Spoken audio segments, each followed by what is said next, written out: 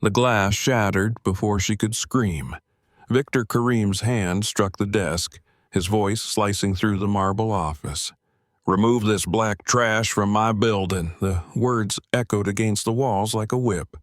12-year-old Leah Carter froze, clutching a plastic trash bag, her small frame trembling in the shadow of his $1,000 suit. His assistant laughed, papers flew. A ring caught the light as he grabbed her wrist. "You and your monkey mother belong on the street," he sneered. Cameras in the corner blinked red, recording nothing that anyone would dare to watch. Leah said nothing, but inside her, a language Victor didn't know she understood burned like fire. He thought she was deaf to his words, blind to his scheme. He didn't know that this janitor's daughter spoke his language, that she just heard every detail of his plan to steal $500 million. And in exactly 72 hours, the girl he called garbage would bring his empire to its knees. The fluorescent lights hummed overhead, cold and relentless, washing the marble floors in a pale glow that made every shadow sharp. Leah Carter crouched near the corner of the office, her thin arm struggling with a trash bag nearly half her size. The smell of expensive cologne mixed with burnt coffee and printer ink. It was the kind of place where even silence felt rich. Victor Kareem stood by the window, city lights reflected in his gold cufflinks. He didn't notice her at first. He never did. To him, Leah was part of the furniture, like the mop bucket, like the squeaky wheels of the janitor's cart that rolled through his empire at night. But tonight he turned. His voice broke the quiet like a whip. "Remove this black trash from my office." Leah froze. The trash bag trembled in her hands. She kept her head down, eyes on the floor, because Mama always said, "When they talk like that, baby, you just keep moving." Her mother, Angela, had worked every night in this building for 5 years, scrubbing toilets while men in suits signed contracts worth more than they'd ever earn in a lifetime. Victor's assistant, Daniel Reyes, snorted from behind his laptop. "Sir, she's just the cleaner's kid." Victor stepped closer. His voice lowered, sliding into Arabic, smooth and venomous. "The cleaner's worthless daughter. She has no place here." Daniel chuckled, echoing his tone. "Stupid girl, just like her monkey mother." The words struck Leah like invisible stones. She didn't flinch, not on the outside, but inside, her heart clenched so hard she could barely breathe. Victor kicked the wastebasket, sending papers flying across the polished floor. "Filthy little pest," he muttered, his accent heavy. Leah bent down silently, collecting the scattered documents. Her small fingers brushed against one page that had bold numbers typed across the top. $500,000 housing development contract. Whitman Corporation. Victor grabbed her wrist before she could move. His rings pressed deep into her skin. "You understand nothing, do you, little animal?" he hissed. She looked up for half a second. Her eyes were dark, steady, unreadable. She said nothing. Her silence was her armor. She continued picking up the papers as if she hadn't heard. Victor straightened his $1,000 suit and stepped on the very papers she had just collected. "Americans are fools," he said in Arabic, glancing at Daniel. "We'll take their $500 million and walk away clean while this garbage scrubs our floors." Daniel laughed. "They'll never see it coming." Victor smirked. "That's why I hire idiots who trust me. This Mr. Whitman, he'll sign anything if you call it charity housing." They walked out, leaving Leah on her knees among the fallen papers. Her fingers trembled as she slid one sheet into her cleaning cart. Just one. Enough to remember. Enough to start something. That night, the sky outside the Carter apartment was a dull gray, heavy with city dust and sirens. Their neighborhood, South Brighton, was a maze of cracked sidewalks and flickering streetlights. Inside their small two-room apartment, the air smelled of bleach, soap, and leftover noodles. Angela Carter sat at the kitchen table, counting the inventory sheets from her night shift.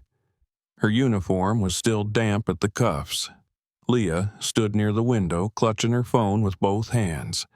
The cracked screen glowed faintly against her face. "Mama," she said softly, "that man today, Mr. Kareem, he said bad things." Angela didn't look up. "Baby, you know better than to listen to grown folks talk.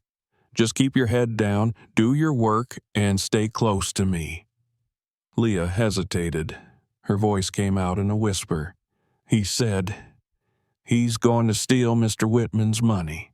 Angela's pen stopped midair. "What did you say?" $500 million, Leah said, the words falling quickly.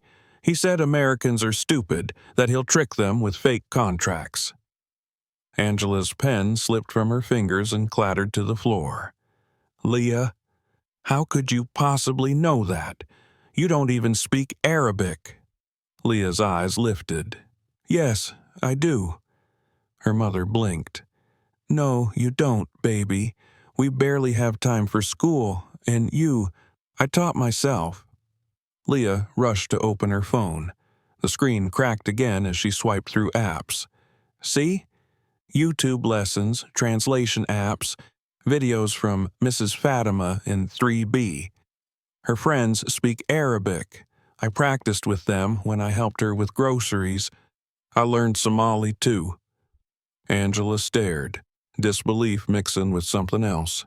Fear, pride, confusion. You really understood him?" "Every word." Leah's voice trembled. "He called me trash, Mama. Called you a monkey. And he said he's stealing from the housing project, the one Jamal's family was supposed to move into." Angela sat down on an overturned bucket, her hands shaking. The sound of her breath filled the tiny kitchen. "If you're right, that's something that could destroy people. But baby, speaking up could cost us everything. My job, our insurance, our apartment. You don't understand the danger." Leah moved closer, her small face fierce. "Mama, he's hurting people. I can't just stay quiet." Angela's eyes softened. "You sound just like your daddy." Her voice broke on the word. Leah had never met him. He'd died when she was a baby, working 2 jobs just to keep a roof over their heads. He always said truth is heavy, baby. If you carry it, be ready to pay for it. Leah nodded slowly. "Then I'll carry it." Silence stretched between them. Outside, a siren wailed. The walls of the building hummed with the lives of 100 other families trying to survive. Angela leaned back, staring at her daughter like she was seeing her for the first time. Not just a child, but a force forming itself quietly in front of her. "All right," Angela whispered. "Then we do this smart. You say he's got a plan to steal money. We find proof." Leah's fingers tightened around her phone. "I can record him." "Record him?" Angela's eyes widened. "Baby, that man could ruin us if he finds out." "But he already thinks I'm invisible," Leah said softly. "That's what makes it easy." The next morning, Leah woke up before dawn. Her mother's uniform hung from the door hook, still damp from washing. The breakfast was simple: cold cereal and 1 shared banana. Angela brushed Leah's braids while the news played faintly on the TV. A report about rising rent prices and new housing plans. Leah's mind connected the dots. The housing project Victor mentioned wasn't just paperwork. It was supposed to be hope for families like theirs. They walked together to the metro. Angela holding the janitor's ID badge against her chest. Leah carried the mop handle over one shoulder, pretending it was a sword. At the building, the marble floors gleamed like mirrors. The night crew was gone, leaving the smell of lemon disinfectant behind. Victor's office sat at the end of the hall, all glass and gold trim. Leah's small reflection looked back at her from the polished door. Inside, Victor and Daniel were already talking. Leah slipped in quietly, her mop bucket squeaking. "Mr. Kareem, the contracts will be signed by Friday," Daniel said. "Whitman's people are already preparing the funds." "Good," Victor replied, sipping espresso from a porcelain cup. "Once the transfer clears, we'll move the money through the Dubai account. No trace." Leah's pulse quickened. She bent to mop near the conference table, pretending not to listen. Her phone, hidden in her apron pocket, was already recording. Victor switched languages mid-sentence, sliding back into Arabic. Leah caught every word. "These Americans, they build homes for poor families, and we build homes for our future. Let them think it's charity." Daniel laughed. "You are a genius, sir." Leah's hand tightened on the mop handle. Her heart hammered, but she didn't stop moving. Every stroke of the mop was perfectly timed to the rhythm of their voices. When Victor moved toward the window, she risked glancing up. He stood with his back to her, hands clasped behind him, staring out at the skyline like a king surveying his kingdom. 3 days, Victor said. "That's all I need. Then we vanish." 3 days, 72 hours. When Leah left the room, she could still feel his presence pressing against her back. The air felt heavier, as if it carried his arrogance in it. She pushed the mop bucket down the hallway, her sneakers squeaking softly. Her palms were sweaty, but her face stayed calm. At lunch, she and her mother sat behind the building, sharing sandwiches wrapped in wax paper. The smell of diesel from delivery trucks filled the air. "You're quiet today," Angela said, biting into hers. Leah swallowed hard. "Mama, I did it. I recorded him." Angela's sandwich froze halfway to her mouth. "You what?" "I got his voice, his plan, everything. It's all on my phone." Leah opened her pocket and showed the cracked device. The red record light blinked faintly. Angela looked around, lowering her voice. "Baby, that's dangerous. You can't keep that kind of thing." "But Mama, this is proof. We can stop him." Angela exhaled. "We can also get fired. Or worse." She rubbed her forehead. "We need help. Someone who'll listen." Leah thought for a moment. "Mrs. Fatima will help. She knows people who work at the refugee aid office. Maybe they know a lawyer." Angela shook her head. "No lawyers. Not yet." But her voice didn't sound certain.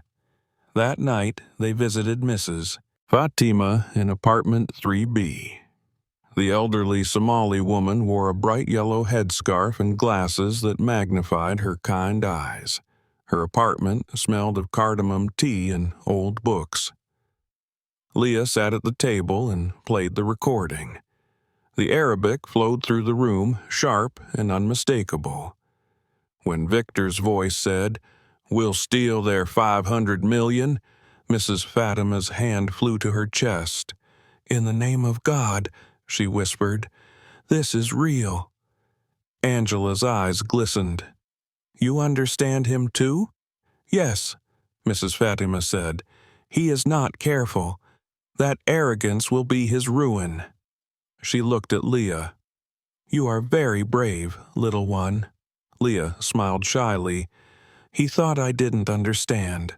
Mrs. Fatima leaned closer. "Then let that be your power.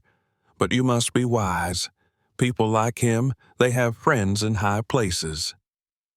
She made a few phone calls, speaking fast in a mix of English and Arabic. Afterward, she scribbled a name on a torn envelope.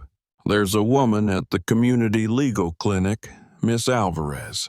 She helps workers like us. Show her the recording." Angela took the paper hesitantly. "And if they don't believe us, then we make them," Mrs. Fatima said. Back home, Leah couldn't sleep. The city outside pulsed with noise, but inside the apartment, time seemed to stretch thin. She stared at the ceiling, replaying Victor's words in her mind. His arrogance echoed louder than the sirens. Somewhere across town, that same arrogance kept Victor awake too. He was checking documents, confirming bank codes, rehearsing his victory.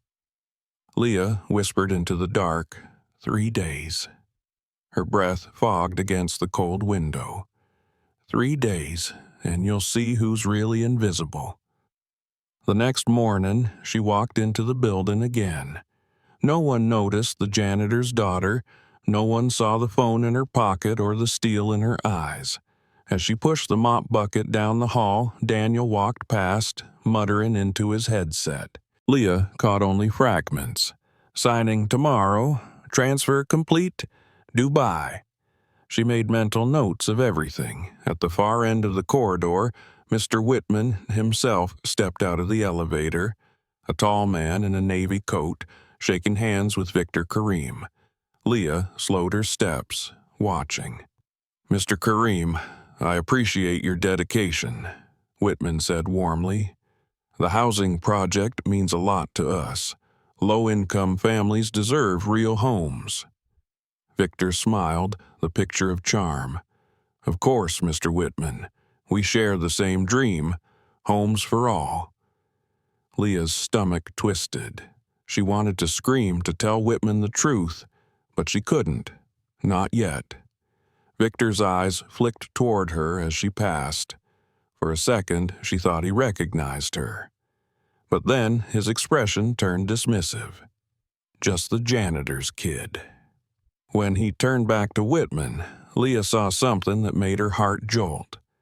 One of the papers Victor handed over bore the same logo she'd seen before. The globe stamp in the corner, proof. She whispered under her breath, "Got you." At home that evening, Angela waited by the window as Leah returned. The child's clothes smelled like detergent and dust. "Did you see him again?" Angela asked. Leah nodded. "He's meeting Mr. Whitman tomorrow. That's when he'll sign the fake contract." Angela rubbed her temples. "Baby, I don't know if we can handle this alone." "We're not alone," Leah said softly. "Mrs. Fatima called Miss Alvarez. She's waiting for us tomorrow morning." Angela exhaled, half relieved, half terrified. "Then we'll go." As the city lights blinked through the window, Leah leaned against her mother's shoulder. "Mama," she said, "you think people like us can really change anything?" Angela brushed a hand over her daughter's hair. "Maybe not the world, baby, but sometimes one small truth can break a giant lie." Leah smiled, eyes heavy with exhaustion. Outside, thunder rolled in the distance. The storm was coming, and neither of them could stop it. But deep down, Leah didn't want to stop it. She wanted the world to hear every word that man had said. She wanted justice, not for herself, but for everyone he called worthless. 3 days, and the countdown had already begun.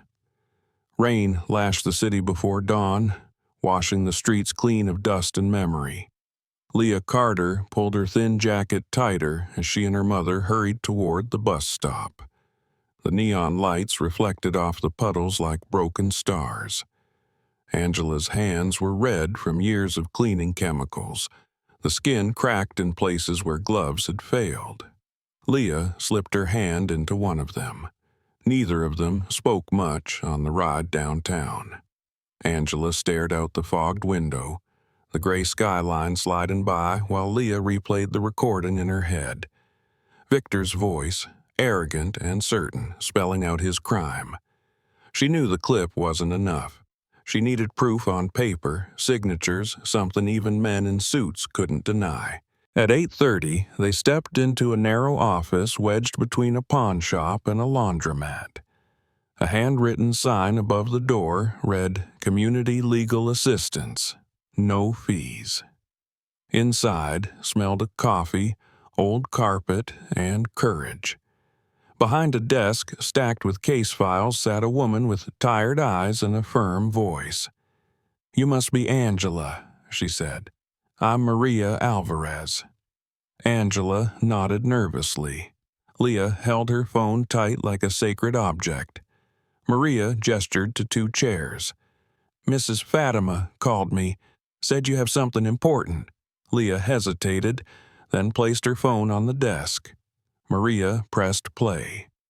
The Arabic filled the tiny room. Victor's voice, smooth and cold. Maria didn't understand the language, but she didn't need to. Tone and arrogance transcended translation. Leah translated softly as it played. "He says, we'll take their $500 million, they'll sign, and by the time they know, the money will be gone." Maria leaned forward, frowning. "Where did you get this?" Leah met her eyes. "He said it to me. He didn't know I speak Arabic." Maria's eyebrows lifted slightly. "You speak Arabic?" Leah nodded. "I taught myself." Angela shifted in her chair. "My daughter's gifted, but this man, Victor Karim, he's dangerous. He's rich, connected. We just want to stop him before it's too late." Maria tapped her pen against the desk. "You're brave for coming here, but this recording alone might not hold in court. We'll need documents, contracts, emails, bank transfers, something with signatures that tie Karim directly to the fraud." Leah thought of the paper she'd seen, the one with the globe stamp. "I know where to find them," she said quietly. Angela turned sharply. "Leah," but Maria interrupted. "Where?" "In his office," Leah said. "He keeps them in a blue folder with the company seal. I saw it when I was cleaning." Angela's voice trembled. "No, baby, that's too dangerous. You can't just walk into that man's office again." Leah looked between the two women, determination hardening in her eyes. "Mama, I already go there every day. He doesn't see me. I'm invisible to him. That's our advantage." Maria studied her for a moment, then sighed. "Invisible or not, you'll need to be careful. Do not touch anything you can't explain. If you can get a photo or copy of those documents, that could change everything." Angela's eyes glistened. "Maria, please. If something happens to her," Maria placed a hand over Angela's, "I'll make sure it doesn't. But if what your daughter says is true, this could expose one of the biggest scams this city's seen in years." Outside, the rain had slowed to a drizzle. Leah looked up at the gray clouds and whispered to herself, 3 days. That afternoon, the office building buzzed with quiet tension. Victor Karim's company, Global Vista Holdings, occupied the top 2 floors. All glass, steel, and arrogance. Leah moved through the lobby with her cleaning cart, eyes lowered, earbuds in but no music playing. She was listening. Daniel Reyes stood near the reception desk, tapping on his tablet. He noticed her only long enough to say, "Be quick in Mr. Karim's office. He's expecting guests at 3. "Yes, sir," Leah said softly. The moment the door closed behind her, she pulled out her phone and hit record. The office was immaculate, every surface polished, every book aligned like soldiers. On Victor's desk sat the blue folder she had seen before. Her pulse raced. She mopped slowly, inching closer. She could almost read the heading, "Whitman Community Housing Project, Development Agreement. She reached into her apron pocket for her phone. The camera shook as she leaned over the desk, snapping a quick picture. The shutter sound seemed to echo across the room like a gunshot. Her heart stopped. A shadow crossed the frosted glass. The door handle turned. Leah dropped her phone into the mop bucket just as Victor entered, followed by two men in tailored suits. Her hands trembled, but she forced herself to look down, scrubbing the corner as if she were part of the wallpaper. Victor didn't glance at her. He was too busy charming his guests. "Gentlemen," he said, "in 3 days we make history. Whitman signs, the funds release, and everyone walks away happy." One man laughed. "Especially you, Victor." Leah kept mopping, silent, absorbing every word. When they left, she waited 5 long minutes before fishing her phone out of the bucket. The screen flickered, dripping wet but still functional. The photo was blurry, but the stamp and the number, 500,000,000, were clear. That night, Angela scolded her in whispers so harsh they nearly broke. "You could have been caught, Leah. He could have hurt you." Leah sat on the edge of her bed, clutching her phone. "But I wasn't, Mama. And now we have proof." Angela pressed her palms to her eyes. "Proof won't matter if we're dead or homeless." Leah looked up, her voice barely audible. "You said once that truth costs something. Maybe this is the price." Angela turned away. "You're 12. You shouldn't talk like that." But later that night, as Leah slept, Angela sat by the window, staring at the flickering city. She thought of the building Victor was stealing from, the housing project that was supposed to give families like theirs a chance at something better. Maybe her daughter was right. Maybe silence was its own kind of sin. The next day, Mrs. Fatima gathered a small group in her apartment. They were a mix of janitors, cafeteria workers, and delivery drivers, people who saw everything but were noticed by no one. Leah stood among them, holding her phone like evidence in a trial. She replayed Victor's voice, translating every word. A young man in a delivery uniform shook his head. "That's crazy. They steal millions while we fight for minimum wage." An older woman murmured, "If this comes out, they'll blame us. They always do." Mrs. Fatima lifted her hand. "No more fear. This child has courage enough for all of us. If she can stand up, so can we." The room fell silent. Leah felt the weight of their eyes, admiration, worry, disbelief. Angela sat quietly in the corner, hands clasped tight. When Leah looked her way, she nodded once, a signal of reluctant faith. By nightfall, the network had formed. Small, invisible, and determined. A janitor who worked evening shifts agreed to distract Daniel Reyes the next day. A cafeteria worker who handled inter-office mail offered to keep watch for the blue folder. Leah's role was simple but dangerous. Get a clear copy of the contract. The next morning, she slipped into the building earlier than usual. The janitor at the security desk gave her a nod. He knew. Upstairs, Daniel was arguing with the vendor over the phone, his back turned.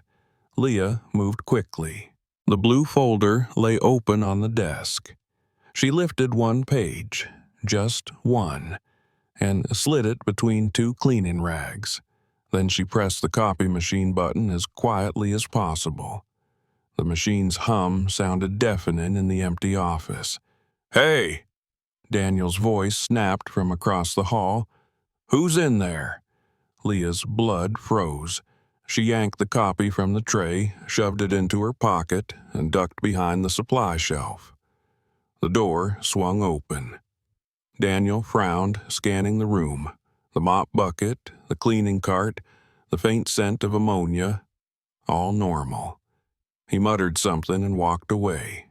Leah waited a full minute before slipping out, heart pounding so hard it shook her ribs. The copy in her pocket was warm. On it, she could read every line. Transfer of funds, 500,000 USD. The signature at the bottom gleamed faintly, Victor Karim. That evening, Angela and Leah met Maria Alvarez again. Maria examined the copy under her desk lamp. "This," she said slowly, "is enough to start an investigation." Angela exhaled shakily. "So what happens now?" Maria leaned back. "If I take this to the police, Kareem's lawyers will bury it. We need to make it public before they can silence it. There's a local journalist, Ethan Moore. He runs a podcast that exposes corporate fraud. If he hears this story, it'll spread fast." Angela hesitated. "Public? That could paint a target on our backs." Maria nodded. "It might, but hiding won't save you. Once this goes out, Kareem can't pretend anymore." Leah met her mother's eyes. "Let's do it." The next day, they met Ethan in a coffee shop on the east side, one that smelled of burnt espresso and old wood. He was young, disheveled, wearing headphones around his neck and carrying a notebook full of scrawled names. "So," he said, leaning forward, "you got a billionaire thief and a 12-year-old whistleblower. That's not your average tip." Leah handed him her phone. "Play it." Ethan listened. His expression shifted from skepticism to awe. "This is real?" Maria nodded. "And there's more. We have documents." Ethan whistled softly. "This could blow up the city council. Whitman's name is all over this." Angela frowned. "Mr. Whitman didn't know. He's the victim here." "Maybe," Ethan said. "But when money moves like this, nobody's innocent for long." He looked at Leah. "You're a brave kid. You know what happens when this airs? Your face might be on every screen." Leah stared back steadily. "Then maybe people will finally see me." Ethan smiled faintly, admiring the quiet strength in her voice. "Give me 24 hours. I'll verify the data, cross-check the contracts, and release it. If it's legit, it'll go viral." Angela squeezed her daughter's hand under the table. "We trust you." When they left the cafe, the sky was clearing. Sunlight cut through the clouds for the first time in days. Leah tilted her head back and felt it warm her cheeks. For the first time, she felt taller than the skyscrapers that had always made her feel small. That night, Victor Karim poured himself a drink in his penthouse suite, watching the city lights flicker beneath him. His phone buzzed, a message from Daniel. "Whitman, meeting confirmed tomorrow. Fund transfer ready." Victor smiled. "Perfect," he muttered. "By tomorrow night, we'll be ghosts." He had no idea the ghost he needed to fear was already in motion. A little girl with a cracked phone and a heart that refused to stay silent. Leah stayed awake until past midnight, listening to the city hum outside. On her nightstand, her phone vibrated with a new message from Ethan. "It's happening. Broadcast goes live tomorrow at noon." She whispered into the darkness, "Tomorrow." Angela stirred in her sleep. Leah reached over, touched her mother's hand, and smiled. For once, the fear didn't feel like a cage. It felt like fuel. In 12 hours, Victor Karim's empire would begin to crumble, and all it took was a mop, a phone, and a girl the world refused to see. The city woke that morning without knowing it was sitting on a fault line. Buses roared, vendors shouted, office lights blinked on one by one. In a small apartment on Brighton Avenue, A cracked phone vibrated on the kitchen table beside a bowl of cornflakes gone soggy. Leah Carter rubbed her eyes and checked the screen. From Ethan Moore, broadcast live in 2 hours. Be ready. Angela poured coffee that smelled of burnt hope. She watched her daughter reread the message as if the words themselves might change. Baby, once this goes out, there's no hiding. He'll know who recorded him. Leah stirred the cereal, then looked up. He already knows what he did. He just doesn't know who heard him. Angela tried to smile, but her lips trembled. She saw the stubborn set of Leah's jaw, the same look her late husband had worn when he went on strike at the factory 10 years ago. Truth ran in the family like an inherited scar. At 11:30, Mrs. Fatima knocked on the door carrying sweet tea and 3 neighbors in tow. "We came to watch," she announced. The apartment filled with people, men still in janitor uniforms, women with hair wrapped for the night shift, kids holding cracked phones streaming the podcast feed. Ethan Moore's voice came through the speakers, steady and sharp. "Today's episode isn't rumor. It's evidence. We have recordings and documents linking Global Vista Holdings to a $500 million fraud against Whitman Corporation and the city's housing project." Angela's heart thudded. Leah squeezed her hand. Ethan played the audio. Victor Kareem's voice spilled into every apartment that tuned in. His arrogance, his laugh, his casual cruelty. The room went silent except for the hum of the refrigerator. Then came Ethan's closing line. "And the whistleblower? A 12-year-old girl who refused to stay invisible." Applause erupted inside their building, spreading from floor to floor. Mrs. Fatima cried openly. Angela covered her mouth, half joy, half terror. Leah just sat there, listening to the echo of her own courage. By evening, reporters were everywhere. News vans clogged the narrow street. Microphones poked through the crowd like curious flowers. Someone spray-painted justice for Leah on the side of the building. Neighbors brought food, hugs, questions. Inside, the apartment buzzed like a beehive. Maria Alvarez arrived first, briefcase in hand, phone buzzing nonstop. "It's working," she said, breathless. "City Council ordered an internal audit. The FBI's Financial Crimes Unit just called me." Angela's knees weakened. "The FBI?" Maria nodded. "They want the original files and your testimony. But you both need protection. Victor will fight back." As if summoned, the television blared a breaking news banner. "Global Vista denies all allegations. CEO claims audio is fake." Victor appeared on screen, immaculate in a gray suit, calm as marble. "These are baseless accusations fabricated by malicious individuals," he said.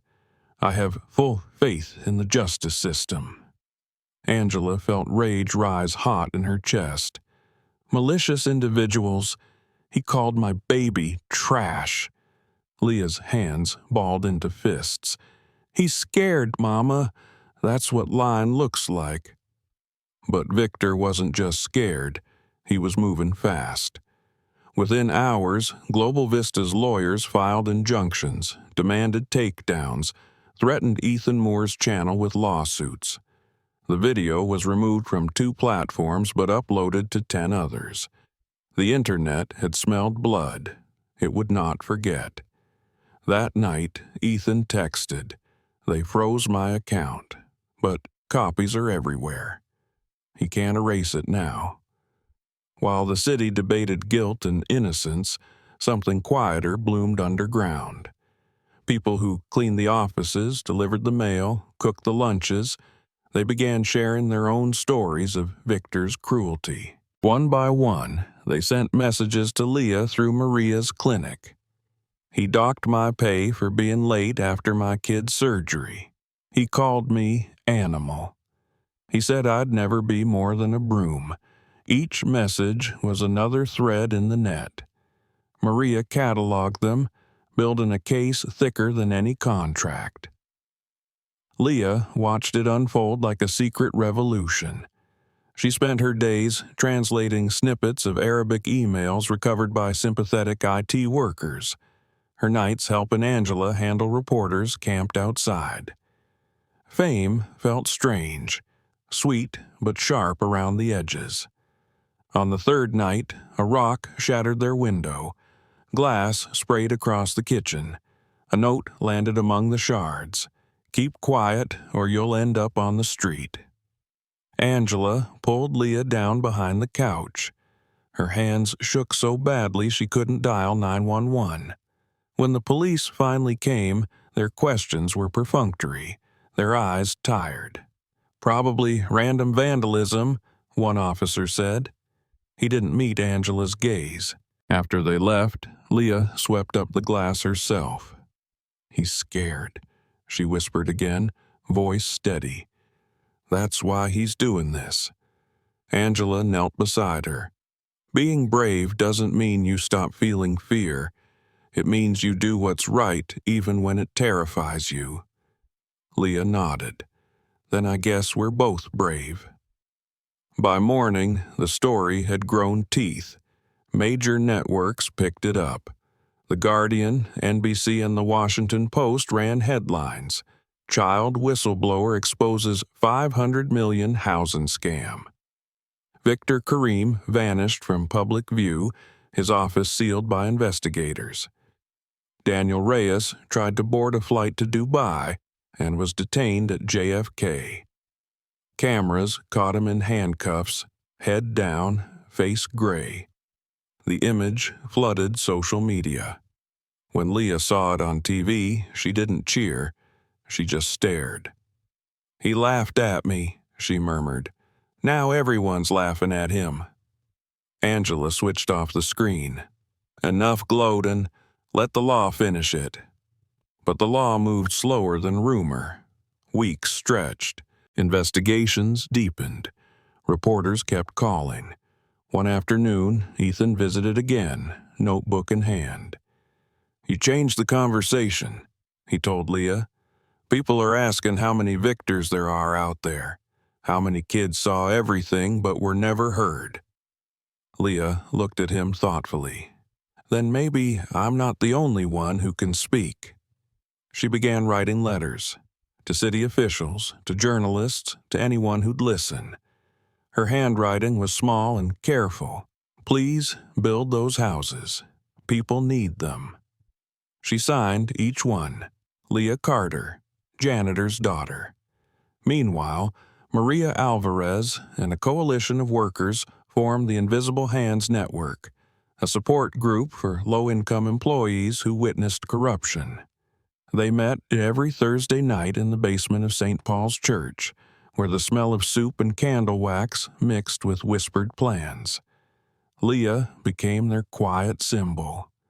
When she walked in, conversations hushed, then rose again with renewed purpose. She helped translate stories from Arabic, Spanish, Creole, voices that had been ignored for years.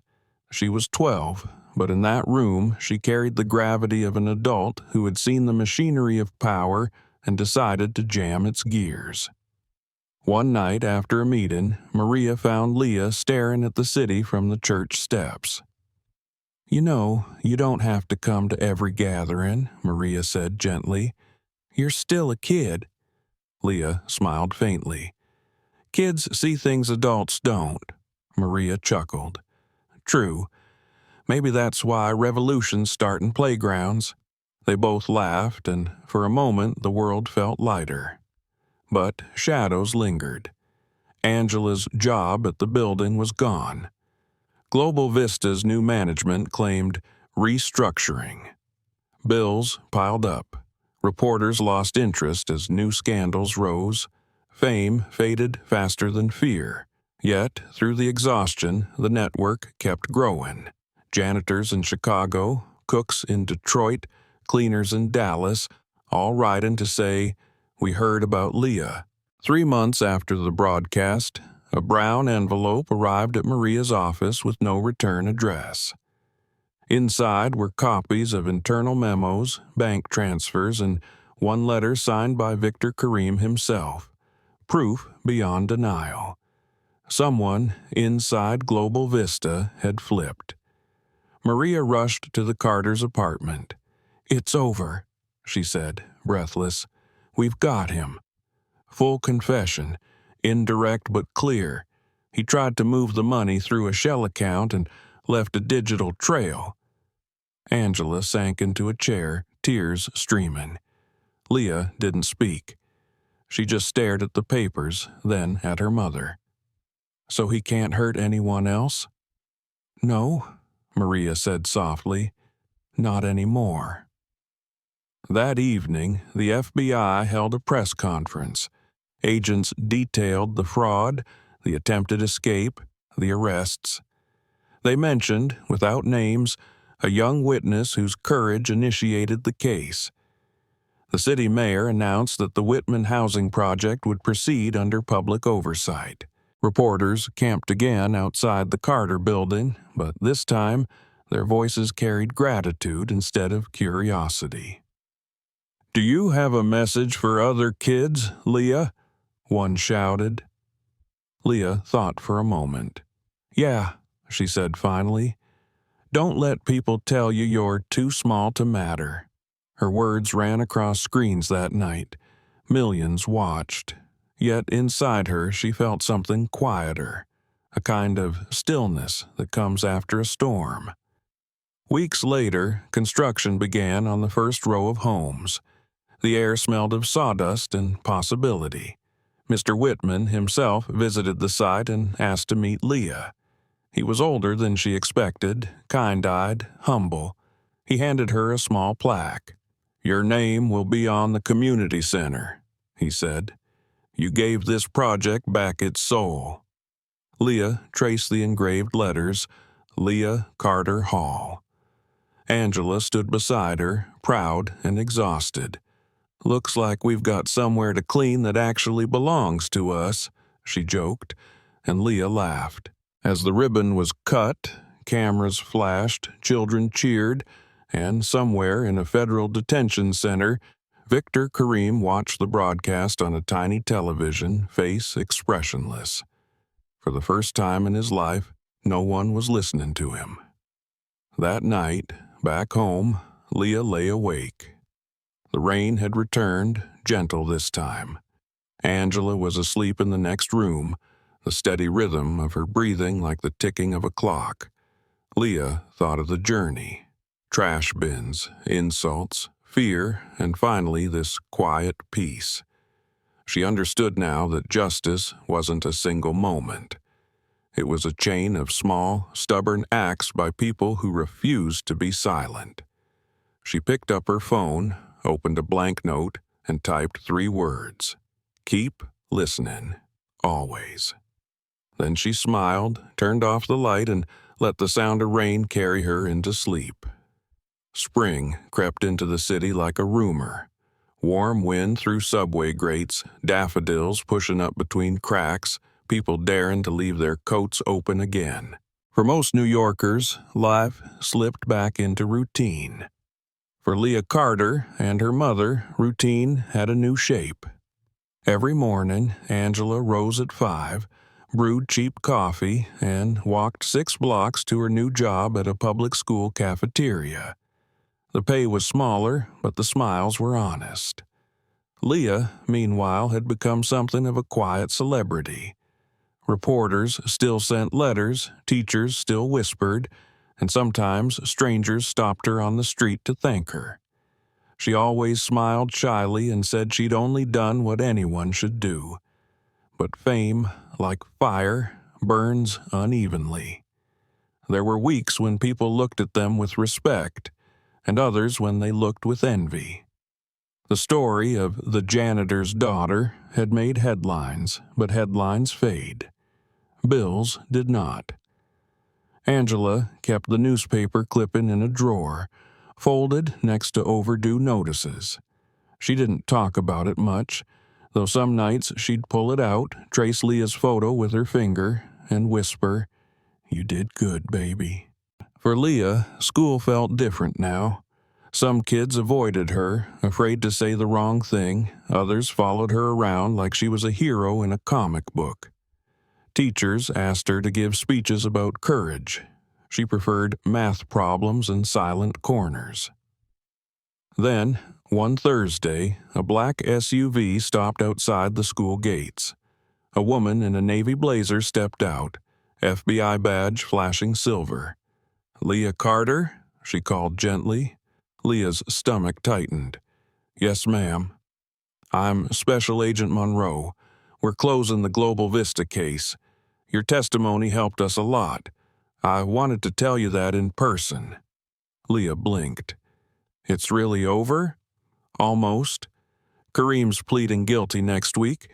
We're arranging witness statements for the final hearing. You don't have to come, but the court would like to hear from you if you're willing." Angela, called from work, arrived minutes later, apron still stained with tomato sauce.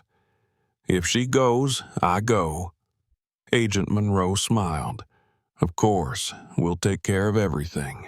When they left, the SUV cutting through traffic like a dark thought, Leah sat back in her seat. The city looked cleaner somehow. Justice wasn't abstract anymore. It had a courtroom and a date. The courthouse smelled of polished wood and paper. Reporters crowded the steps. Camera flashes painted the air white. Inside, Victor Kareem sat at the defense table, thinner now, still proud. His designer suit couldn't disguise the tiredness under his eyes. When Leah entered, whispers rippled across the gallery. Victor turned, and for the first time, really saw her. Not a janitor's daughter, not a servant, but a force that had upended his kingdom. His jaw tightened, but he said nothing. The judge read the charges: wire fraud, embezzlement, conspiracy. Victor's lawyer argued technicalities, but the evidence was a mountain, and the mountain didn't move. When Leah was called to testify, she stepped to the stand. Small against the backdrop of carved oak, her heart thudded in her chest like a second clock. "State your name," the clerk said. "Leah Carter." "And your age?" 12? The courtroom murmured. The prosecutor smiled reassuringly. "Leah, can you tell the court how you came to record the conversation with Mr. Kareem?" Leah took a deep breath. "He called me trash. I was cleaning his office. He said he'd steal $500 million from the housing project. I knew it was wrong, so I recorded it." "Did anyone tell you to do that?" "No, sir. I just knew someone had to." The judge leaned forward slightly, studying her. "Why didn't you speak up right away?" Leah hesitated. "Because people like him don't see people like us. We're invisible until we make noise." Silence fell. Even Victor looked away. Afterward, reporters swarmed. Flashbulbs, microphones, questions like hailstones. Leah held Angela's hand and pushed through them. She didn't need more noise. She'd said what mattered. A week later, the verdict landed like a stone in a still pond. Guilty on all counts. Victor Kareem faced 20 years in federal prison. His assistant, Daniel, testified in exchange for leniency. The shell companies were dismantled. The stolen funds began their slow, bureaucratic return. The city erupted again, not in chaos, but in applause. Editorials called Leah the conscience of the city. Politicians promised reforms. Even Mr. Whitman released a statement. Because of one brave child, thousands will have homes. But inside the Carter apartment, the mood was quieter. Angela cooked fried chicken and rice. set the table with mismatched plates, and said grace longer than usual. When they finished eating, she poured 2 cups of tea and handed one to Leah. "You saved them all, baby," she said softly. Leah shrugged. "I didn't save anyone. I just told the truth." Angela smiled. "That's what saving looks like sometimes." They toasted with their tea. Steam rose between them like forgiveness. Construction on the Whitman housing project began that summer. Angela and Leah visited the site often, watching cranes swing steel beams against the sky. The air smelled of tar and progress. Workers in hard hats waved when they recognized her. One afternoon, Mr. Whitman himself met them at the gate. He looked tired but content. "Miss Carter," he said, tipping his hat, "I've been waiting to thank you properly." Leah blushed. "You already did." He laughed. "Not like this." He handed her a sealed envelope. Inside was a scholarship certificate, full tuition to the city's best prep school. "Consider it an investment in the future," he said. Angela gasped. "Sir, that's—" Whitman held up a hand. "No repayment needed. Just promise me you'll keep asking hard questions." Leah's voice caught. "I promise." As they walked home, Angela whispered, "You see, the world's not all bad." Leah smiled, squinting against the sun. "Maybe it just needed a cleaning." By late summer, news of the case began to fade from headlines, replaced by fresher scandals. But the story kept breathing in smaller spaces. Community meetings, school assemblies, kitchen conversations. The Invisible Hands network grew to 5 cities. Maria Alvarez traveled constantly, setting up workshops on workers' rights. She called every week to check on them. One evening, she arrived unannounced, carrying a stack of printed flyers. "You two are coming to the dedication tomorrow, right?" Angela blinked. "Dedication?" Maria grinned. "They're opening the first finished building. They named the community hall after Leah." Leah's eyes widened. "They what?" Maria unfolded a photo. A clean white sign read, "Leah Carter Community Center. Hope starts here." Angela covered her mouth. Tears slipped through her fingers. Leah just stared, speechless. E. The next day, the sun shone like it had been waiting for this exact morning. Crowds gathered in front of the new building. Families, reporters, workers in dusty uniforms. Balloons bobbed in the wind. A brass band played off-key but joyfully. The mayor gave a speech about integrity, about the courage of the overlooked. When he called Leah's name, applause thundered. She walked up to the stage, heart hammering. Microphones gleamed like eyes. "Sometimes," she said, her voice clear and steady, "the people who clean up the mess see the truth before anyone else. I didn't want to be famous. I just wanted people to listen. So if you ever see something wrong, say it, even if your voice shakes." The crowd erupted. Angela cried openly. Maria hugged her so tightly the girl could barely breathe. News crews broadcast it nationwide. Viewers watched from living rooms and break rooms. Somewhere in a prison rec room, Victor Karim saw it too. He stared at the television, jaw clenched, and muttered something in Arabic that no one around him understood. Then he turned away.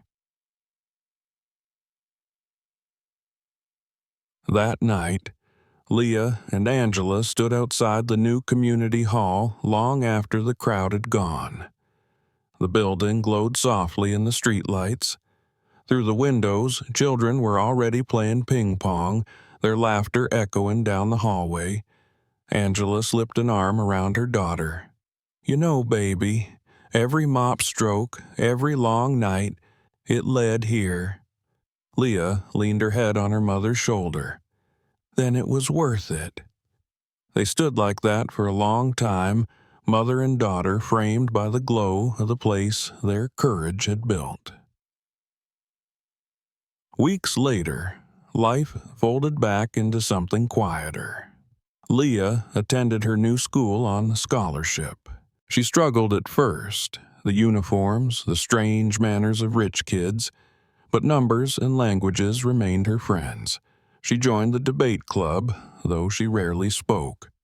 When she finally did, her voice held the weight of everything she'd lived. Angela joined a neighborhood committee that monitored construction contracts. "If they try to steal again," she said with a grin, "they'll have to go through a janitor first." The network kept expanding. Letters poured in from other countries: India, Brazil, Kenya. People wrote about their own fights against corruption, about little victories that started with one brave act. Leah read them all, sometimes smiling, sometimes crying. One evening, she sat by the window with her notebook.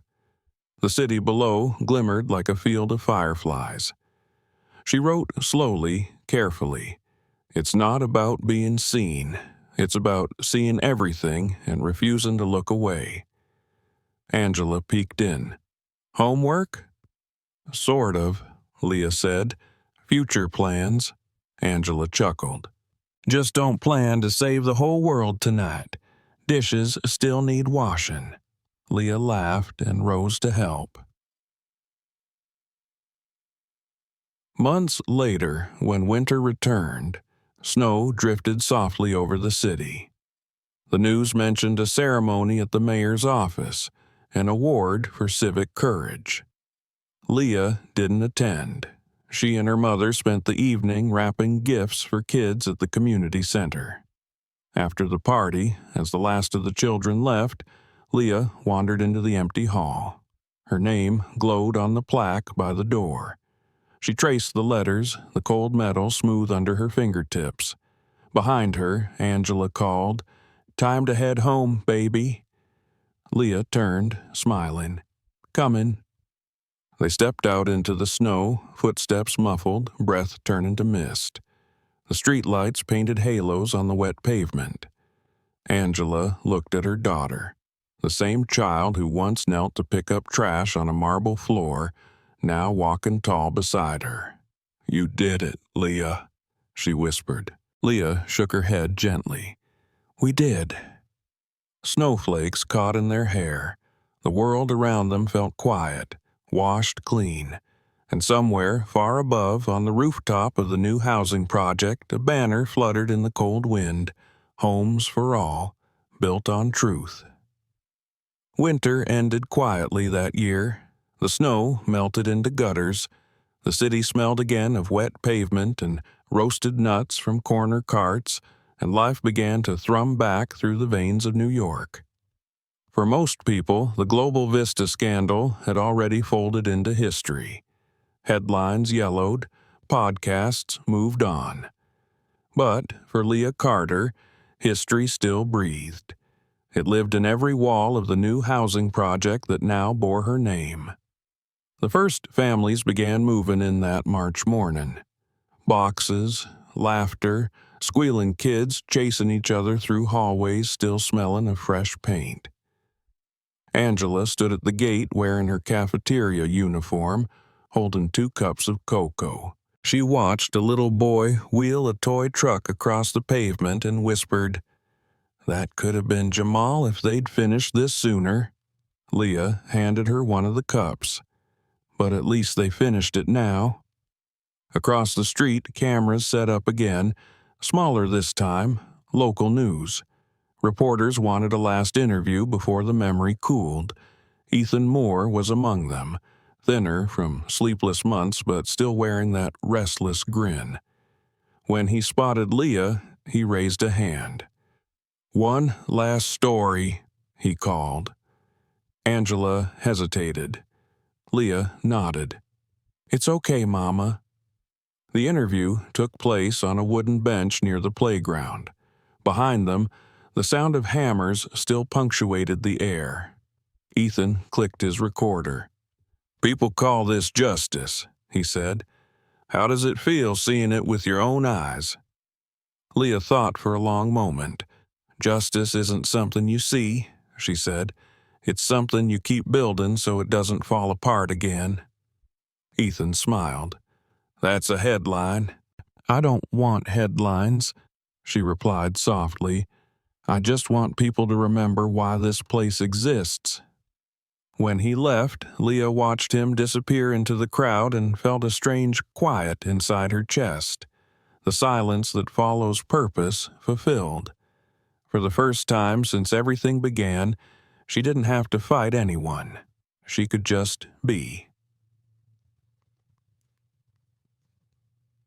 That night, the community center hosted its first open meeting.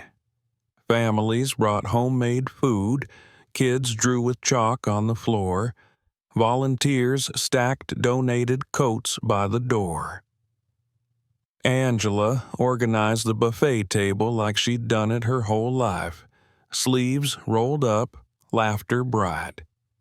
Leah moved through the room, refilling cups, shaking hands, smiling awkwardly at praise she didn't know how to hold. Near the back, Maria Alvarez chatted with Mrs. Fatima, their voices full of plans, expanding the Invisible Hands Network nationwide, publishing workers' rights handbooks in multiple languages. When they spotted Leah, they waved her over. "You should see this," Maria said, unfolding a letter stamped with a government seal. "The Labor Department's funding our program. We'll be training whistleblowers legally now." Leah's eyes widened. Because of you," Mrs. Fatima finished. "You lit the spark. We're just making sure it stays lit." Angela joined them, laughing. "Then maybe my girl can finally get some sleep." They all laughed together, and for the first time since the trial, the laughter didn't sound like relief. It sounded like renewal.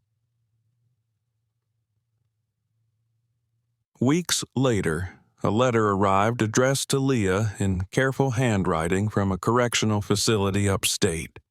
Angela opened it hesitantly. Inside was a single sheet. "Miss Carter, you don't know me, but I was the accountant who helped hide the money. I read your story in the paper. I wanted you to know that you were right to speak. People like me should have spoken sooner. R." Leah folded it quietly and placed it beside the others.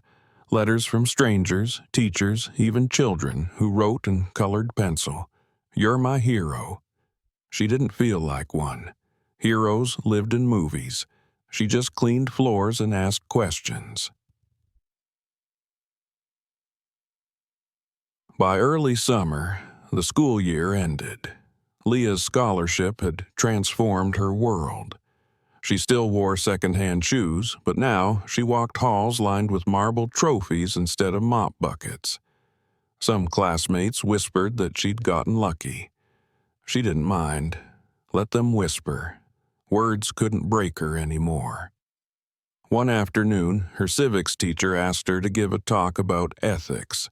Standing before the class, she took a breath.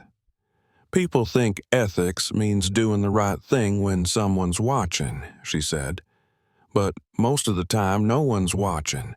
That's when it matters most." The room fell silent.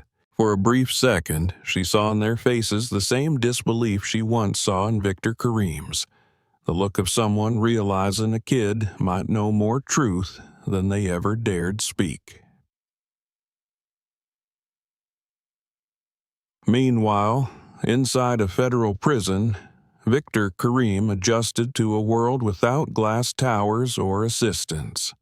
He spent mornings in the library pretending to read, afternoons sweeping corridors he once would have sneered at. Sometimes guards played the news, and he'd hear updates about the housing project, how it flourished, how the girl's name had become a symbol. He never commented, but one day another inmate, a quiet man who worked in the kitchen, said, "Funny, huh? A janitor's kid bringing down an empire." Victor didn't answer. He just kept mopping, his reflection in the bucket water warping each time the rag hit the floor. Back in the city, the opening of the second housing block drew dignitaries and residents alike. A mural covered one wall, painted by local artists and children. It showed a little girl holding a broom that turned into a torch, lighting a skyline. At the bottom, "Truth builds homes." Angela wiped a tear when she saw it. "They even got your braid right," she whispered. Leah blushed. "I look taller." "You are," her mother said, "inside." After the ceremony, they walked home through the twilight. Street lamps flickered on one by one. Angela carried leftover sandwiches for the night shift guards. Leah kicked a pebble along the curb. "Mama, do you ever miss how things were before? Before all of this?" Angela thought. "Sometimes I miss the quiet, but I don't miss being invisible." She smiled down at her daughter. "You made sure neither of us ever will be again." They turned onto their street just as rain began to fall. Soft, summer rain that smelled of dust turning into life. That night, Leah couldn't sleep. She sat by the window, notebook open, listening to the patter. She wrote, "The world doesn't change in speeches. It changes in whispers that turn into echoes. I was one whisper, Mama was another. Now the echoes are everywhere." She closed the notebook and glanced toward her sleeping mother. A small smile tugged at her lips. Autumn arrived fast. School, work, meetings, it all blended. Then one afternoon, Maria Alvarez called with news. "They're hosting a national conference on civic courage in D.C. They want you to speak." Leah froze. "Me? I'm 13. "That's the point," Maria said. "They need to hear from someone who remembers what fear feels like." 2 months later, Leah stood on a stage under bright white lights.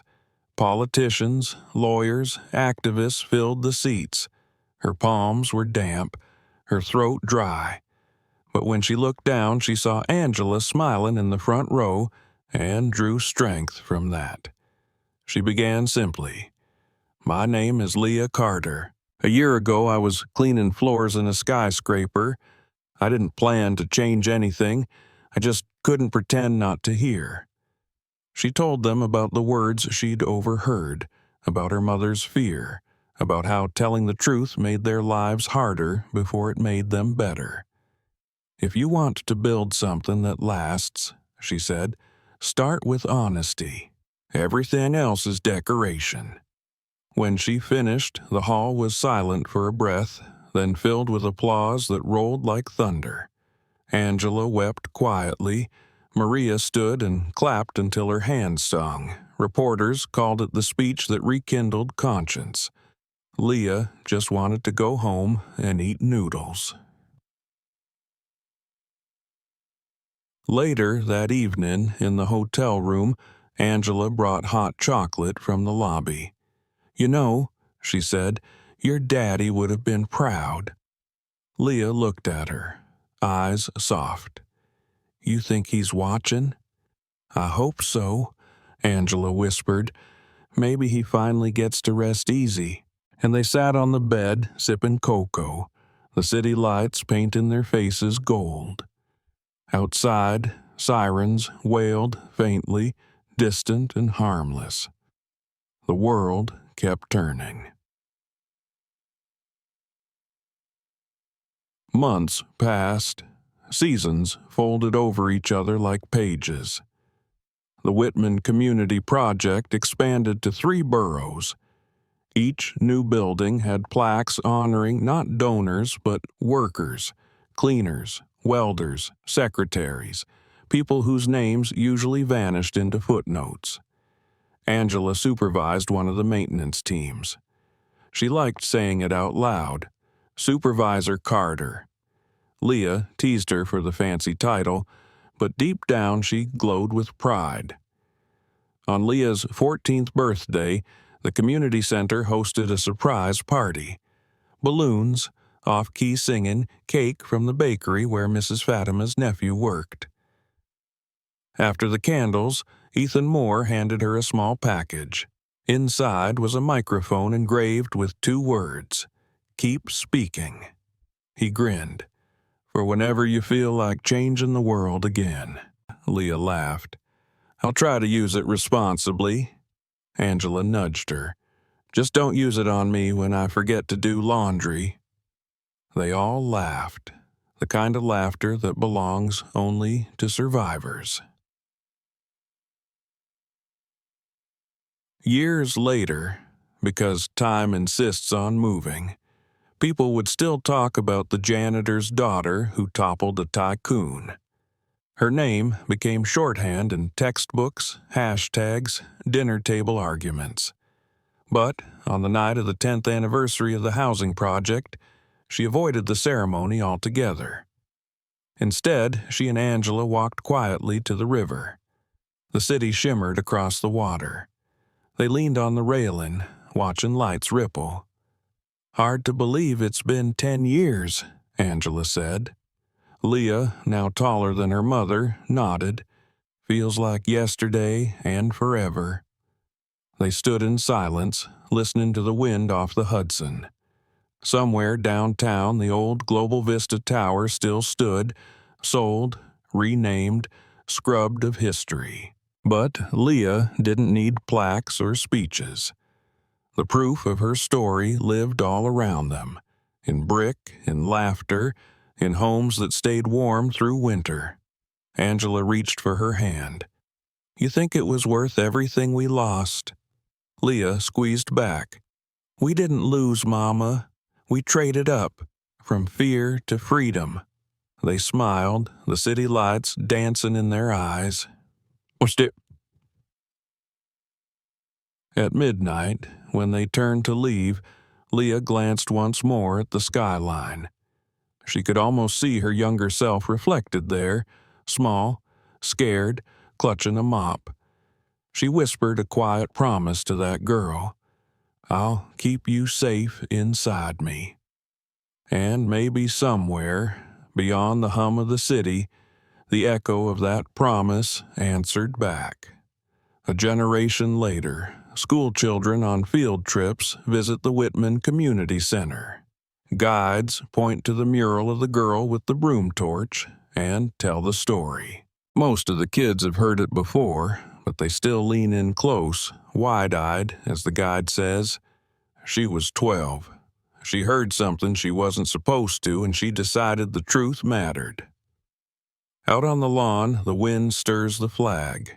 Inside, a plaque gleams, dedicated to Leah Carter and Angela Carter, for proving that light shines brightest from the ground up. And if you listen closely, past the laughter of the children and the hum of the building's new boilers, you can almost hear the soft sound of a mop gliding over marble, steady, patient, unafraid.